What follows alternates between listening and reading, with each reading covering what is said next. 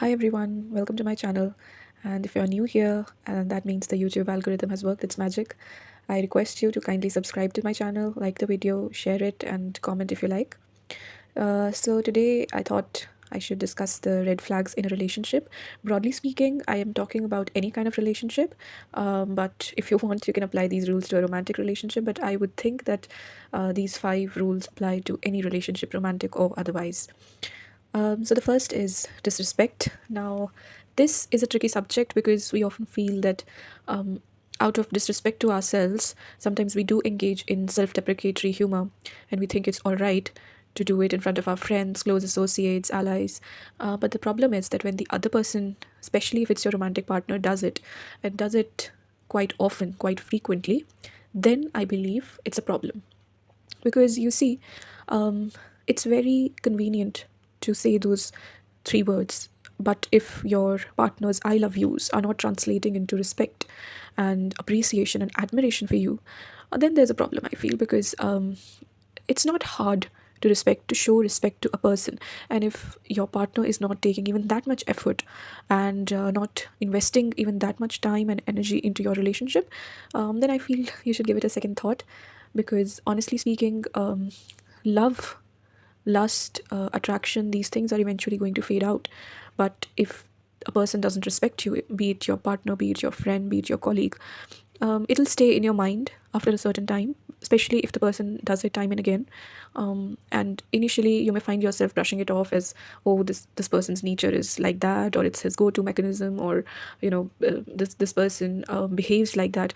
But eventually, and you will realize this, trust me, you'll find yourself thinking about those disrespectful statements, and you'll find yourself acting in your life according to those statements. Those statements after a while will register in some remote corner of your brain, and it'll be very difficult for you to get rid of it. They'll become a part of your memory, a part of your muscle memory. And anytime you do an action, anytime you take a decision for yourself, you will be influenced by those opinions, which you think will be yours but are actually influenced by somebody who does not even respect you to begin with. So the first red flag in any relationship, I feel, is disrespect. The person has to respect you, the respect has to be shown, the respect has to be expressed in words, in actions, especially in public but also in private. And I don't think anyone and especially women should give their partners that authority to disrespect or devalue them, so to say.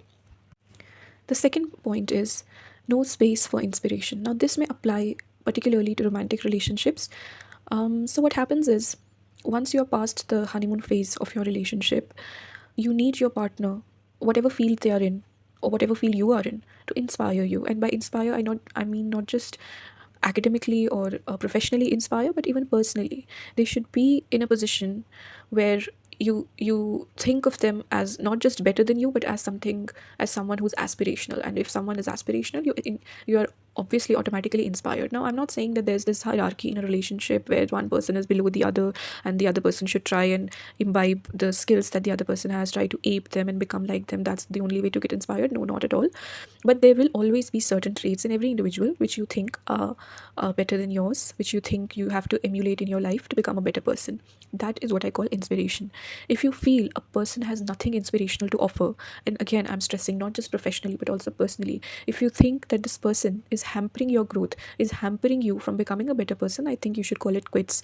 Because in the larger marathon that life is, if you cannot grow with another person, it's better to grow on your own and be by yourself. Because at the end of the day, love is not everything. It's not the essence to how we should lead our lives. And growth is, I feel, what we should seek. It Growth is what the larger picture is about. And if you cannot grow with a person, um, if that person does not inspire you, if that person does not make you a better person each day, every day, then I feel there is something lacking in the relationship. So you can either talk to that person about it or introspect as to what you are offering to the relationship. If you're not able to do it despite communicating it to the other person, then I believe it's better to call it quits right now than wait for another decade and then realize that, oh my god, I didn't grow at all in the past decade, and this person has been hampering me, has been deviating me from the path to success, from the path to just better things, bigger things in life. Rather than realizing it a decade later, it's better to end it right now, is what I feel. So that's the second point. The third point is emotional abuse. Now, abuse should not be tolerated in any form, if it's physical, mental, psychological, emotional. But the problem with physical abuse or sexual abuse is that it can be easily recognized by the victim. And the thing with emotional abuse is that it's a little tricky area, because as women, we sometimes tend to second guess our feelings, and we maybe it comes from our self-deprecatory nature. I'm not saying all women, but some women do tend to think that because they are inherently, innately emotional humans, because they are always passionate about everything, that it's but natural for them to feel a certain way. And because if it's a heterosexual relationship, a man is not that kind of a person, it'll be difficult for him to understand your emotions. But emotional abuse is not necessarily that. It does not just mean not paying heed to your partner's emotions. It also means mm, devaluing your partner's emotions to such an extent that a you make fun of it, you call them irrational, you call them overly emotional, you call them less practical, you call them dreamy, or whatever adjectives come to their mind. And then it also means that you will be made to think about your own irrelevance in the world. That is also a part of emotional abuse, that you'll be made to feel that because you are so emotional, because your emotions take a much greater part of your personality, what you're offering to the world is zero, is it's zilch. You're offering nothing to the world. And we'll discuss about this later in my fifth point as well. But this is also a part of emotional abuse, which certain people also refer to as gaslighting.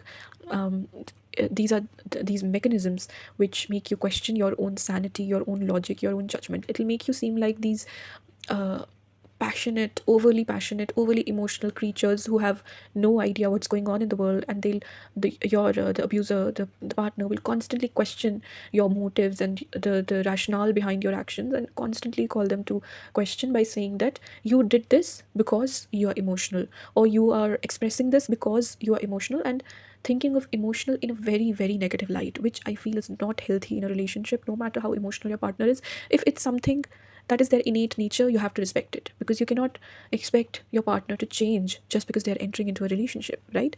So this is the third part. Now, the next red flag is when your partner makes fun of your profession. Now, you may think that it's overlapping with the first point, which is disrespect. You may think that it would come under that. But actually, why I put this as another category in the list is because disrespect is always pointed at you. It'll be pointed at your individual actions, individual words, individual behaviors. But making fun of your profession is actually very deadly, because it's making fun, poking fun at your field altogether, whatever it is you're working on. It is making you feel that what you're doing for a living is not worth it at all. And it especially happens to women, because I've seen men getting threatened, getting intimidated by this newfound financial independence that women exercise in today's world. Now, out of that intimidation, what happens is subconsciously they start making fun of your profession. Now, say you're an architect, so they'll demean you in public, in private. They'll call you an interior designer, or they'll take jibes at you. They'll try to demean you, devalue you, belittle you, and they'll always say that you could have done something worthwhile with your life, yet you are stuck in this. And eventually, it'll leave such an impression on you that you'll also start thinking if you made the right choice in life. Now, I'm not saying it's wrong to switch fields later in life. It's absolutely right, but that feeling should come from within and not out of some negative influence from your partner or from anybody else. So I feel making fun of your profession is actually more dangerous than disrespect, because if somebody makes fun of your profession, of your field, they're not just directing that criticism at you, but at the relevance of that field. So they're taking that entire field under the gambit of their criticism, which is not healthy at all, because disrespect means you'll end up questioning yourself. But if somebody makes fun of your profession, it'll just put all your life choices, it'll call all those life choices to question, because the point is that if you were not able to decide a career for yourself which is worthwhile, can you do anything in life at all? You'll end up thinking that. So this is the fourth red flag. Now, the fifth and the final red flag is passing blanket statements like, oh, girls are supposed to be this way, or all boys or all men are supposed to be this way, so you also must behave like that. Now, some people also put a twist into this and say that oh, all women are like this, but you are special, you are different. and you're not like other women, and you are so unique and you're so creative, etc., etc. So they'll put you outside of that club, but at the same time they are demeaning that entire community of men. Or for example, they'll say, oh, all men behave in this way, they are male chauvinists, but you are so different. That is also, I believe, a red flag, because it shows the person's tendency to generalize, which is never good in a relationship.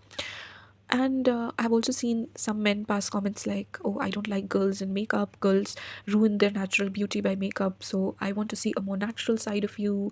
I want to see a more raw side of you. So it's better if you don't apply makeup and things like that. And women feel very charmed by it, because they think that, again, not all women, but some women, and especially when you're in love, um, you fall in love, so you tend to not take that person's statements with a pinch of salt. You'll feel that love for the person, so you'll be like, oh my god, this person is really appreciative of my beauty, and if he doesn't want me to apply makeup, maybe I shouldn't, because he wants to see a more natural side of me, etc., etc. But the point is that that person is trying to change you. It's trying to change your essence. And are you sure it's healthy for you, for your personality? Because if you were doing something for these many years of your life, you must have put some thought into it, right? So that is that. It could also come in the form of saying that, oh, you're a really good driver for a woman, or you are really funny for a woman, implying that women generally are not good drivers or are not funny, and you are such a funny person, you are such a good driver, that you are automatically out of that club. But I would just ask you to pause there and introspect and make the other person realize that they may think they are appreciating you, they are admiring you, but it's actually an insult. Because if you recognize yourself as a woman, and they are passing insults, they're passing such negative comments on the community of women, they're actually directing it at you too. And if it's not happening right now in the current moment, it can happen in future, because it shows their tendency to generalize and to pass such insulting comments, which may or may not be directed at even you in future. So I would just say that everyone, not just women, everyone should be cognizant of these red flags. And in the initial months of your relationship, maybe if you pay heed to these red flags, it'll make you understand what you need in life, and it'll make you choose the right partner for you. Because sometimes it's lust, sometimes it's love, and we tend to go blind and we take these things for granted, but it eventually crops up in the later stages of relationship, and at that time it becomes very difficult to then cut that relationship off and move on with your life, because you're already invested in the person. And it'll also be difficult to change them, so you'll feel that you're either stuck with that person, or even if you break free, it'll be difficult for you to move on. So I believe that in the initial months, maybe you should think about these red flags, recognize if they are there in your relationship, and if you feel that they aren't going to go anywhere despite your strenuous efforts, it's better that you call it off, because, rather than regretting it later in your life. So that's it about red flags. If you like this video, please like the video, share the video, and please comment down below if you feel that there are other red flags that you have recognized in your relationship, or in other couples relationships, or in just couples around you. If you've seen any more red flags, kindly comment down below, so that other people are also made aware of it, and we can grow stronger as a community. So take care, and bye bye. See you in the next video. Bye.